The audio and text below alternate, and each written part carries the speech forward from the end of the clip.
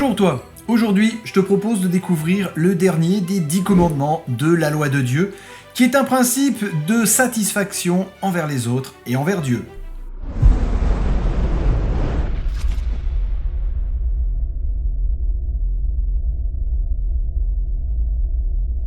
Tu ne convoiteras pas la maison de ton prochain, tu ne convoiteras pas la femme de ton prochain, ni son serviteur, ni sa servante, ni son bœuf, ni son âne, ni aucune chose qui appartienne à ton prochain.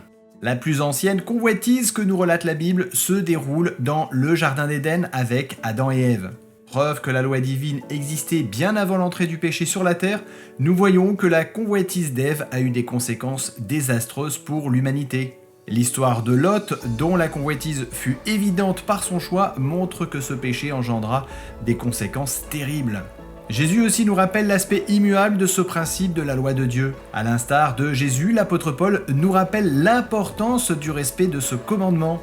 Ce commandement interdit donc la convoitise, qui est le désir envieux et égoïste de posséder ce qui appartient aux autres. Il met l'accent sur l'importance du contentement et de la satisfaction dans les biens et les possessions de ton prochain et te rappelle de ne pas nourrir de mauvais désirs ou de jalousie envers les autres, quels qu'ils soient. La convoitise peut prendre différentes formes, y compris la convoitise matérielle, la convoitise sexuelle, la convoitise du pouvoir ou encore du prestige.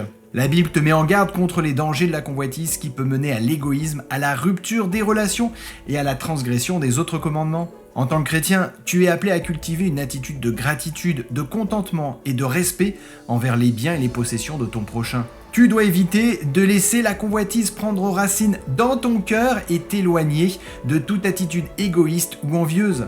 En conclusion, ce 10e commandement te rappelle de respecter les biens et les possessions de ton prochain, de cultiver la gratitude et le contentement et d'éviter la convoitise sous toutes ses formes.